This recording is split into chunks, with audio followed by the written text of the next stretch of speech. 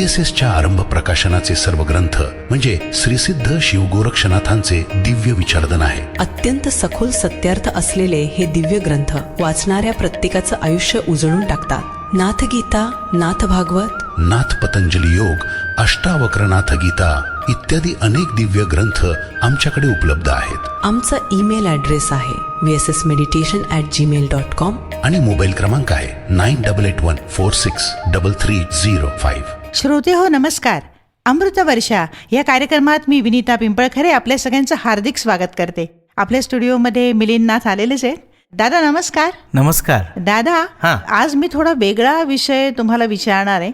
कारण आजकाल इतके लोक सध्याच्या काळाबद्दल बोलता आहेत की असं घडणार आहे, भूकंप होणार आहे, प्रलय होणार आहे, कलियुग संपत चाललंय आणि सुवर्णयुग येणार आहे. तर हा ट्रान्झिशनचा पिरियड आहे, तो अतिशय कठीण आहे असं बोललं जातं.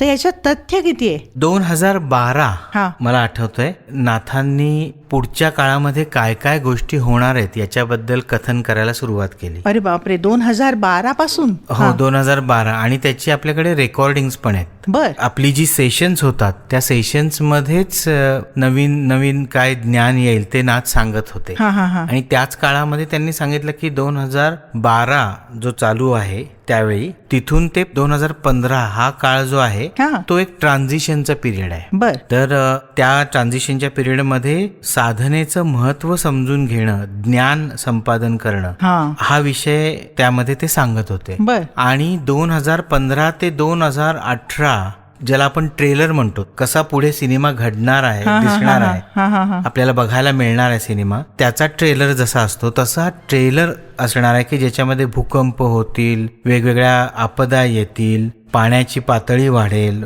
प्रचंड पाऊस पडून ओला दुष्काळ पडेल किंवा काही ठिकाणी कोरडा दुष्काळ पडेल आणि जीवित हानी मोठ्या प्रमाणात होईल, अशी नाथांच्याकडनं भविष्यवाणी सांगितली जात होती. 2015 ते 18 मध्ये त्यांचा एक सातत्याने ज्याला आपण पुकारा म्हणतो किंवा सांगणं म्हणतो ते होतं की तुम्ही अवेअरनेस मध्ये या. तुम्ही कोण आहात, कशासाठी या जगतामध्ये आला आहात, तुमचं अंतिम ध्येय काय आहे, आणि हे जगत कसं एक स्वप्न आहे किंवा मायेनी कसं वेढलेलं आहे, हा आपल्याला जो आध्यात्मिक पाया आहे तो सांगत असतानाच मुख्य गोष्ट ते सांगत होते की अवेअरनेस मध्ये या. तुम्ही माणूस आहात ही जाणीव सतत ठेवा. तुमचा जन्म कशासाठी झालाय या अवेअरनेस मध्ये या. आणि 2018च्या सुरुवातीला अचानक ते सांगायला लागले की कलियुग संपलेलं आहे, त्याचं जे शेपूट राहिलंय त्याचा धुराळाच फक्त राहिलाय आणि पुढे 1000 वर्षांचा गोल्डन पिरियड आहे, सुवर्णयुग ज्याला आपण म्हणतो ते आहे. आणि मग ते संपल्यानंतर ही 4 युगांची जी सायकल आपण ज्याला म्हणतो, सत्ययुग, त्रेतायुग, द्वापरयुग आणि कलियुग, ही सायकल पुन्हा सुरू होईल. तर या 1000 वर्षाच्या सुवर्ण काळात स्वतःला तिथे जर घेऊन जायचं असेल, तिथे राहायचं असेल, तर आपल्याला प्रिपरेशन करण्याची आवश्यकता आहे. त्याच्यामध्ये पहिला पार्ट त्यांनी जो सांगितला की तुम्ही विवेकाने वागा, साधना करा, म्हणजे ध्यान करा, संपूर्ण दिवसभरामध्ये अवेअरनेस मध्ये राहा. तर याचं कारण काय की 2018च्या सुरुवातीला सांगता सांगता एक अशी आपदा येणार आहे की ज्याच्यामुळे खूप जीवित हानी होईल असं त्यांनी त्यावेळेस सांगितलं. मला 12 जानेवारी 2015 रेकॉर्डिंग पण आपल्याकडे आहे ते आठवतं. त्या सेशन मध्ये त्यांनी सांगितलं होतं की अचानक एक कुठली तरी व्हायरसची ग्रोथ होईल आणि ज्याच्यामुळे पुढच्या काळामध्ये खूप मोठी जीवित हानी होईल. म्हणजे कोरोना आला होता तसं? कोरोना आला आणि 19च्या शेवटाला तो आलाच होता. 2018च्या सुरुवातीपासून ते सांगत होते की ध्यान करा, अवेअरनेस मध्ये राहा, नाथ तुमचं प्रोटेक्शन करतील, या सगळ्यातनं पुढे घेऊन जातील. आणि त्याच वेळेला त्यांनी संपूर्ण जगताला हिलिंग करणारं, आपल्या साधकांना प्रोटेक्ट करणारं असं एक मेडिटेशन अचानक मला दिलं. आणि ते आजही मेडिटेशन चालू आहे, मी करत आहे. आणि आपल्या सगळ्या साधकांना आणि ज्या ज्या जीवांना प्रोटेक्शनची आवश्यकता आहे त्या सगळ्यांना ते मिळावं यासाठीचा सगळा प्रयत्न सतत चालू आहे. त्याच दरम्यान त्यांनी सांगितलं की महत्वाचे 5 देश आहेत, ते भारताच्या बाजूनी न लढता भारताच्या विरुद्ध कट कारस्थानं करतील भारताच्या मिलिटरीवरती संकट येईल, हा. पण त्याच्यातूनच भारत खूप मोठ्या लेवलला स्वतःला लीडर म्हणतो, हा. त्या दिशेने त्याची वाटचाल सुरू होईल. बर. हे जे 5 मोठे देश आहेत ते इतर छोट्या छोट्या देशांना भरीला पाडतील भारताच्या विरोधामध्ये काम करण्यासाठी. बर. पण ते सफल होणार नाहीत. हा. त्याच्यातून तावून सुलाखून भारत पुन्हा उभा राहील. बर. त्याचा जो सुवर्णमय काळ होता तो आता पुन्हा सुरू झालेला असेल.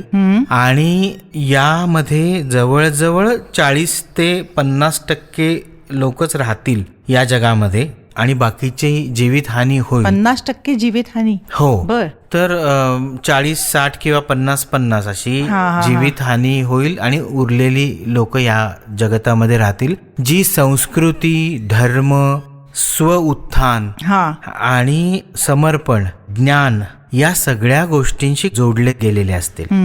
तर त्यावेळेला असं वाटलं की हे सांगतायत हे कितपत आत्ताच्या लगेचच्या काळामध्ये घडणार आहे. कारण आपल्याला असं होईपर्यंत वाटत नाही की असं काही घडणार आहे. हा. पण मला आठवतं की माझी मुलं त्यावेळेला देशाच्या बाहेर होती, बर. शिक्षणासाठी गेली होती आणि त्यांचा अजून काही काळ राहिलेला होता शिक्षण पूर्ण होण्याचा.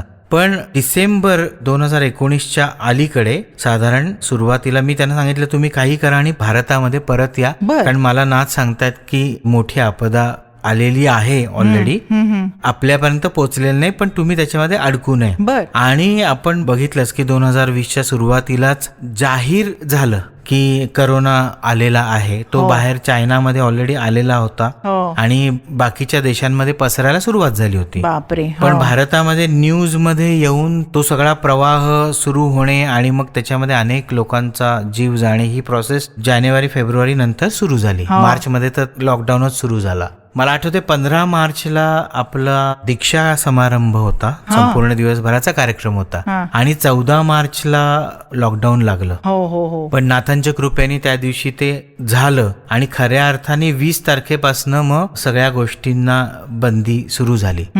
तर ही सगळी प्रेडिक्शन जी आता आपण ऐकतो ती नाथांनी 2012 पासूनच सांगितली होती की एका विशिष्ट धर्माची लोक आहेत त्यांचं परिवर्तन होण्याची प्रोसेस सुरू होईल.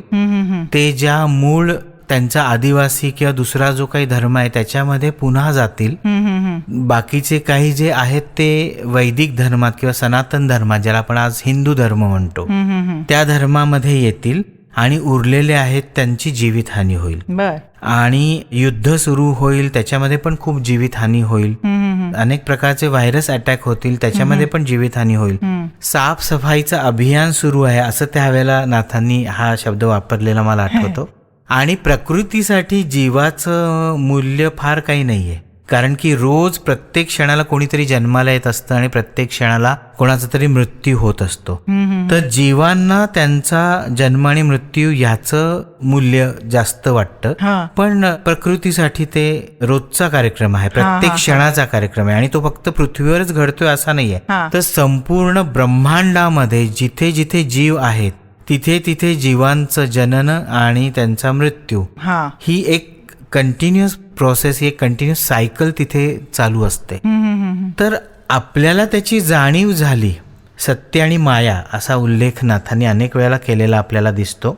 तर ही सगळी प्रेडिक्शन्स आपल्याला जे दिसतात की करोनाच्या काळामध्ये माणसं घरामध्ये अडकली आणि मग त्याच वेळेला मीडिया खूप जोरामध्ये पुढे आला आणि मग हे युट्यूब किंवा इंस्टाग्राम किंवा ऑनलाईन सगळं फेसबुक ही जी काही चॅनल्सच्या माध्यमातून लोक सांगायला लागली. आणि मला आठवतं की त्याच वेळेला आजपासून 650 वर्षांपूर्वी जगन्नाथपुरीमध्ये एक संत होऊन गेले. त्यांनी काही हजारो पानांवरती ही सगळी प्रेडिक्शन्स लिहून ठेवलेली होती. आपल्याला काही त्यांच्या संदर्भात माहिती नव्हती. ती या सगळ्या करोनाच्या काळामध्ये आणि त्यानंतर आत्ताच्या 1-2 वर्षामध्ये लोकांसमोर आली. आणि मग आज जे ही लोक प्रेडिक्शन सांगणारे नवीन पण येत आहेत, नवीन ज्यांनी सुरुवात केलेली आहे, ते त्याच संतांनी सांगितलेल्या भविष्यवाणीचा आधार घेऊन हे सगळं सांगतात. पण मला 2022-23च्या नंतर समजलं की असे संत होऊन गेलेले आहेत. भविष्यवाणी सांगणे किंवा त्याच्या संदर्भात काही गोष्टींचा अभ्यास करणे हाही विषय माझा नव्हता. हो. पण ध्यानातनं नाथांच्या संपर्कात सातत्याने विचारांची देवाणघेवाण करणं, त्यांच्याकडून ज्ञान येणं, या सगळ्या प्रोसेसमध्ये ही सगळी भविष्यवाणी म्हणण्यापेक्षा आता पुढच्या काळामध्ये काय घडणार आहे ते आपल्याला सांगणं हे त्यांच्या दृष्टीने महत्वाचं होतं. बरोबर आहे. म्हणून ते सांगत होते. आणि तीच भविष्यवाणी आज आपल्याला इतर लोकांच्या माध्यमातून समोर येताना दिसते. पण ही आपल्याला 2012 पासून नाथांनी सांगितलं होतं. उत्तराखंडला मी 2013ला गेलो होतो. मागे कधीतरी हा किस्सा सांगितला पण असेल की उत्तराखंडला आवली आणि ज्योतिर्मठ या ठिकाणी मी गेलो होतो माझ्या कुटुंबासहित. आणि ज्योतिर्मठापासून बद्रीनाथ अवघ्या 30-32 किलोमीटरवरच आहे असं मला कळलं. मी माझ्या पत्नीला मधुराला म्हटलं की आपण तिथे जाऊयात आणि दर्शन मिळालं तर घेऊयात. पण तिथे कपाट उघडण्याची त्यावेळेला अजून प्रोसेस झालेली नव्हती. आम्ही जिथे उतरलो होतो त्या हॉटेलच्या मॅनेजरनी सांगितलं की अजून तुम्हाला तिथे जाऊन उपयोग नाही, कारण कपाट उघडलेली नाहीयेत, त्यामुळे तुम्हाला तिथपर्यंत पोहोचता येणार नाही. कपाट म्हणजे काय? म्हणजे दरवाजे. त्याला कपाट उघडणे असं म्हणतात. कपाट बंद करणे आणि कपाट उघडणे. तर जेव्हा बर्फ सुरू होतो पडायला तेव्हा मंदिराचे सगळे दरवाजे बंद केले जातात आणि मग बर्फ वितळतो आणि पुन्हा स्वच्छ क्लायमेट होतं, तेव्हा मग पुजारी जातात आणि तिथला दरवाजा उघडतात. आणि दोन्हीकडे बद्रीनाथ आणि केदारनाथ मध्ये कपाट बंद करण्याआधी जो दिवा लावून ठेवलेला असतो तिथे, तो 3 महिन्यांनी ते जेव्हा उघडायला जातात तेव्हा तो दिवा तिथे तसाच जळत असतो. आणि तिथे कोणीही जाऊ शकत नाही अशी अवस्था असून सुद्धा हे घडतंय. तर आम्हाला त्यांनी सांगितलं, त्याच दिवशी मी ध्यानात बसलो तेव्हा नाथांनी जे मला सांगितलं ते अतिशय जबरदस्त होतं. ते गूढ तर होतच, पण माझ्यासाठी ते अतिशय शॉकिंग होतं. कारण नाथांची दीक्षा जेव्हा मला झाली त्यानंतर अशा पद्धतीची भविष्यवाणी त्यांच्याकडून मला ऐकायला मिळेल आणि ती पुढच्या काही दिवसात अक्षरशः तंतोतंत खरी ठरेल अशी कुठलीही अनुभूती मला तोपर्यंत आलेली नव्हती.